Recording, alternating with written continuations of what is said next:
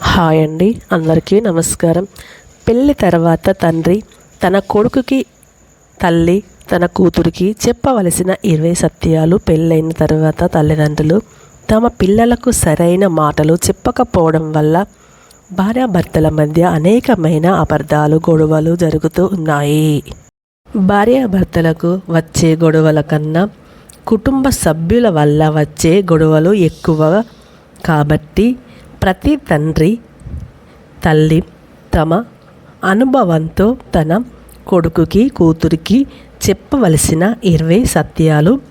ఈ మాటలు చెప్పడం వల్ల మీ పిల్లలు సమస్యల్లో చిక్కుకోరు. ముందుగా ప్రతి తండ్రి తన కొడుకుకి చెప్పవలసిన ఆ 20 సూత్రాలు ఏమిటో ఇప్పుడు ఈ వీడియో ద్వారా మనం తెలుసుకుందాం. అలాగే ఈ వీడియో చూసే ముందు జై శ్రీకృష్ణ అని ఒక్క చిన్న కామెంట్ అయితే చేయండి. నంబర్ 1, తల్లి మీద గౌరవంతో ప్రతి చిన్న విషయంలో భార్యతో గొడవ పెట్టుకోకూడదు. జీవించలేడు, ఈ విషయం తెలుసుకో. నంబర్ 2, పోలీసులతో స్నేహం లేదా శత్రుత్వం, ఇవి రెండు మంచివి కాదు. కాబట్టి వీరికి ఎల్లప్పుడూ దూరంగా ఉండాలి. నంబర్ 3, నీకు ఎంత దగ్గర స్నేహితులైతే లేదా తెలిసిన వారైన వారితో మాటలు ఇంటి బయట ఉండేటట్లు చూసుకోవాలి. నీవు ఇంటి వద్ద లేనప్పుడు ఇంటి లోపలికి వచ్చే అంత చనువుగా వారికి అస్సలు ఇవ్వకూడదు. నెంబర్ 4, నీ దగ్గర ఎంత డబ్బు ఉందని రహస్యాన్ని నీ భార్యకు ఎప్పుడు చెప్పవద్దు. ఎందుకంటే నీ వద్ద డబ్బు తక్కువగా ఉంటే నిన్ను చులకనగా చూస్తుంది. నీ వద్ద డబ్బు ఎక్కువగా ఉంటే నీ భార్యకు అహంకారం పెరుగుతుంది. ఇవి రెండు కూడా భవిష్యత్తులో నీకు చెడును కలిగిస్తాయి. నంబర్ 5, నీ తల్లిదండ్రి తప్పుడు సలహాలు 100 సార్లు ఇచ్చిన వారిపై గట్టిగా అరవద్దు. ఇది నిన్ను ఎదుటివారి ముందు చులకన చేస్తుంది. నంబర్ 6, ఆహారాన్ని కడుపు నిండా తినకు. ఇది నిన్ను బద్ధకాన్ని చేస్తుంది. అలాగే మీ ఆరోగ్యాన్ని దెబ్బతీస్తుంది. నంబర్ 7, పని నుండి ఇంటికి వచ్చిన తర్వాత నీ భార్య తిన్నాదో లేదో తెలుసుకోవడం నీ బాధ్యత. అలాగే తనకు ఏవైనా సమస్యలు ఉన్నాయో తెలుసుకో. ఇది మీ మధ్య బంధాన్ని మరింత బలపరుస్తుంది. నంబర్ 8, సమయం సందర్భం లేకుండా గట్టిగా మాట్లాడే వ్యక్తికి దూరంగా ఉండు. ఎందుకంటే అతడి వల్ల నువ్వు నలుగురిలో చులకన అయిపోతావు. నంబర్ 9, నీ పనిలో కానీ నీ సంసార జీవితంలో కానీ వచ్చిన బాధ్యతలను బయట వారికైనా లేదా ఇంట్లో వారికైనా చెప్పవద్దు. అలా చెప్తే వారు నిన్ను బలహీనులుగా భావిస్తారు మరియు నీకు హాని చేయడానికి ప్రయత్నిస్తారు.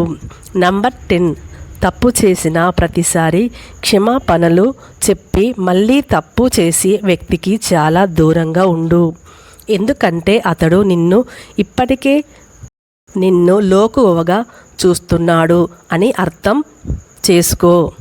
నంబర్ 11, పెద్దవారిని స్నేహితులుగా చేసుకోవద్దు. ఎందుకంటే నీ ఆర్థిక పరిస్థితి ఇంకా దెబ్బతింటుంది.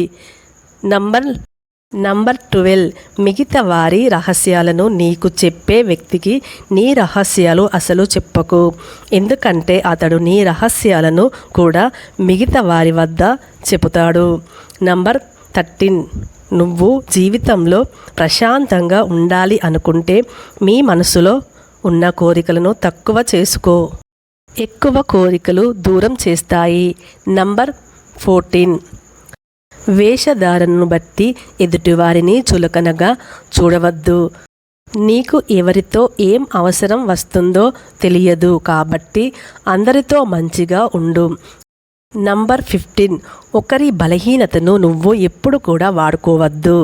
నంబర్ 16, ఒకసారి మోసం చేసిన వ్యక్తికి దూరంగా ఉండు, ఎందుకంటే నువ్వు మరలా మోసపోయే అవకాశం ఉంటుంది. నంబర్ 17, బిచ్చగాడితో లేదా పేదవాడితో ఎప్పుడు గొడవలు పెట్టుకోవద్దు, ఎందుకంటే చూసిన వారు నిన్ను కూడా వారిలాగే చూస్తారు. నంబర్ 18, చెడు తిరుగులకు అలవాటు పడి భార్యను దూరం పెట్టకు, అక్రమ సంబంధం మహాపాపం.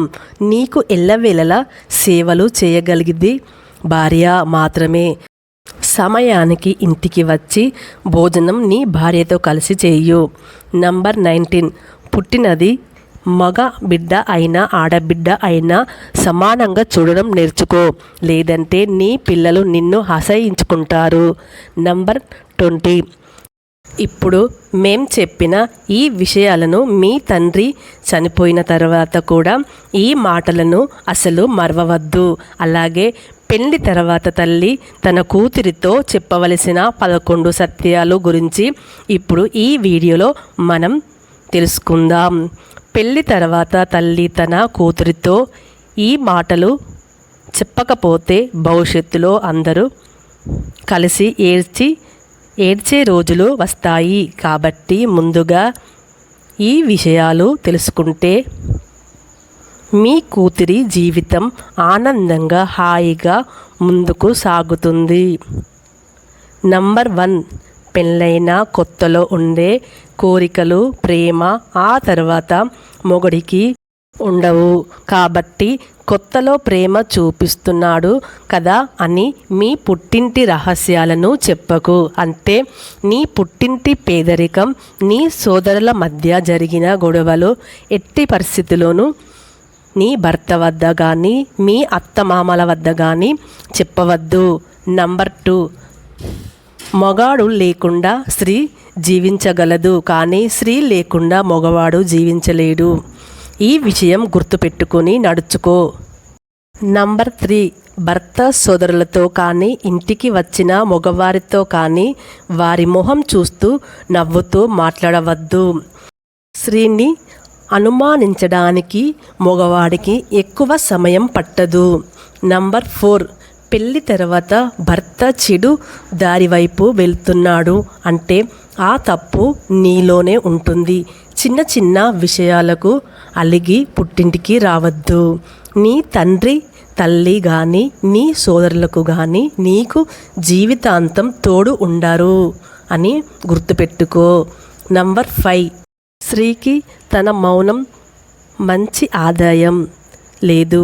ఎంతటి వాడైనా స్త్రీ మౌనాన్ని తట్టుకోలేడు. భార్యాభర్తల యొక్క భవిష్యత్తు నిలబడాలంటే నమ్మకం మీద మాత్రమే ఉంటుంది. భర్త వద్ద నమ్మకాన్ని మరియు గౌరవాన్ని అసలు పోగొట్టుకోవద్దు. నంబర్ 6, తన తల్లి మరియు భార్య మధ్య గొడవల్లో చిక్కుకున్న వ్యక్తి ప్రపంచంలోనైనా అత్యంత బలహీనుడైన వాడు.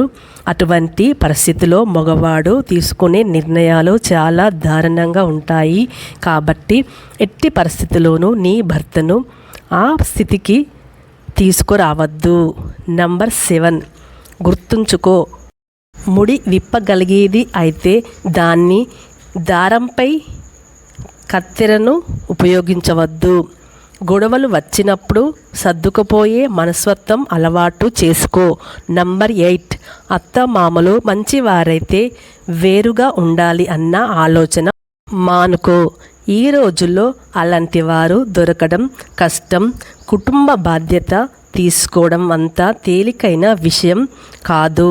నంబర్ 9, భర్త భయంతో ఉన్నప్పుడు సమయంలో ఉన్నప్పుడు ధైర్యం చెప్పవలసిన బాధ్యత భార్యగా నీదే. సమస్యలు లేని వ్యక్తి భూమిపై లేడు, అలాగే పరిష్కారం లేని సమస్య ప్రపంచంలోనైనా లేదు. నంబర్ 10, అత్తవారింట్లో నీకు గౌరవం లేనప్పుడు, నీకు విలువ లేనట్లుగా మాట్లాడినప్పుడు నీవు మౌనంగా ఉండవలసిన అవసరం లేదు. మౌనంగా ఉంటే వారు నిన్ను మరింత అవమానిస్తారు. అప్పుడు నీ గౌరవాన్ని నువ్వు కాపాడుకో. నంబర్ 11, భర్త గురించి పూర్తి అవగాహనతో ఉండే స్త్రీలు సంతోషంగా ఉంటారు. కాబట్టి ముందు నీ భర్త గురించి అన్ని విషయాలు తెలుసుకో. అలాగే అత్తవారింట్లో గౌరవం కోసం అల్లుడు చేయకూడని 8 పనులు ఏంటో ఇప్పుడు మనం ఈ వీడియోలో తెలుసుకుందాం. చాలామంది అత్తమామలు వారి ఇంట్లో కోడలు మంచిదైతే చాలు అని అనుకుంటారు. కానీ ఇంటికి మంచి అల్లుడు కూడా చాలా ముఖ్యం. ఎంతో పుణ్యం చేసుకుంటేనే మంచి అల్లుడు లభిస్తాడు. మంచి అల్లుడు ఎలాంటి లక్షణాలను కలిగి ఉంటాడు ఇప్పుడు మనం తెలుసుకుందాం.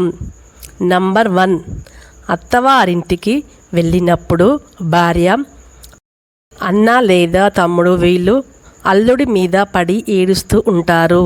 ఆ ఇంటి అల్లుడికి సరైన గౌరవం కూడా ఇవ్వరు. గొడవలకు కూడా సిద్ధంగా ఉంటారు.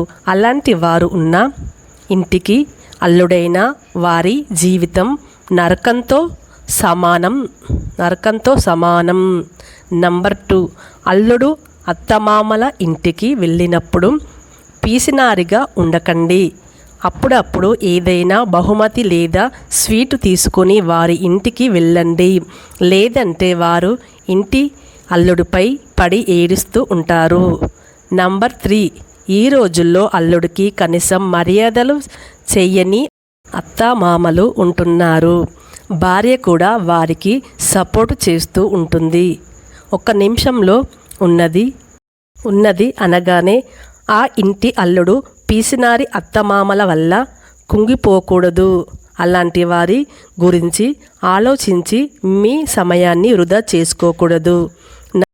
నంబర్ 4, అత్తమామల వారి తగాదాలలో ఇతర నీచమైన విషయాలలో మీ అభిప్రాయాన్ని అడిగే వరకు మీరు వారికి ఏ సలహాలు ఇవ్వవద్దు. ఎందుకంటే అది ఇంటి సమస్య అయితే ఆ తర్వాత మీరే పరాయి వారు అవుతారు. నంబర్ 5, ఇంట్లో భార్యాభర్తల మధ్య మనస్పర్ధలు వచ్చినా కూడా అత్తమామల ఇంట్లో భార్య పట్ల ఎప్పుడు కూడా చెడుగా ప్రవర్తించకూడదు. చెడ్డ మాటలను, అసభ్యంగా భార్యను తల్లిదండ్రుల ముందు తిట్టవద్దు. అది లేనిపోని గొడవలను తెచ్చి పెడుతుంది. అల్లుడు తన కుమార్తె కంటే ఎక్కువ కాదు. అత్తమామల ఇంట్లో భార్యను దుర్భాషలాడే అల్లుడికి విలువ లేకుండా పోతుంది. నంబర్ 6, మీ అత్తమామలతో మరియు వారి కొడుకులతో ఎక్కువగా జోక్ చేయవద్దు. ఎందుకంటే కొన్నిసార్లు ఎగతాళిగా చెప్పిన విషయాలు కూడా గొడవలకు కారణం అవుతాయి. ఈ విషయం ఖచ్చితంగా గుర్తుంచుకోండి. నంబర్ 7, అత్తమామల ఇంటికి ఎక్కువగా వెళ్ళడం, ఎక్కువ సేపు ఉండడం వల్ల అల్లుడి గౌరవం తగ్గించబడుతుంది. అలాగే భార్యను ఎక్కువ రోజులు పుట్టింట్లో ఉంచితే అల్లుడిని లోకువ చూస్తారు. అత్తవారి ఆస్తికి ఆశపడకుండా భార్యను బాగా చూసుకునే భర్త గుణవంతుడు. నంబర్ 8, అత్తమామలపై ఉన్న కోపంతో భార్యను హింసించపెట్టకూడదు. అలాగే అత్తమామలపై గొడవలకు వెళ్ళకూడదు. ఇది భార్యాభర్తల మధ్య దూరాన్ని మరింత పెంచుతుంది. అలాంటి అత్తమామలకు భార్యను మంచిగా చూసుకొని మీ భార్యతోనే వారికి సమాధానం చెప్పించాలి. ఈ వీడియో కనుక మీకు నచ్చినట్లయితే ప్లీజ్ లైక్ చేసి మీ ఫ్రెండ్స్కి షేర్ చేయండి. అలాగే మా కొత్త వీడియోస్ మీకు వెంటనే చేరాలంటే మా ఛానల్ని సబ్స్క్రైబ్ చేసుకుని ప్రక్కనే ఉన్నటువంటి బెల్ ఐకాన్ని ప్రెస్ చేయండి. మా వీడియో పూర్తిగా చూసినందుకు ధన్యవాదములు.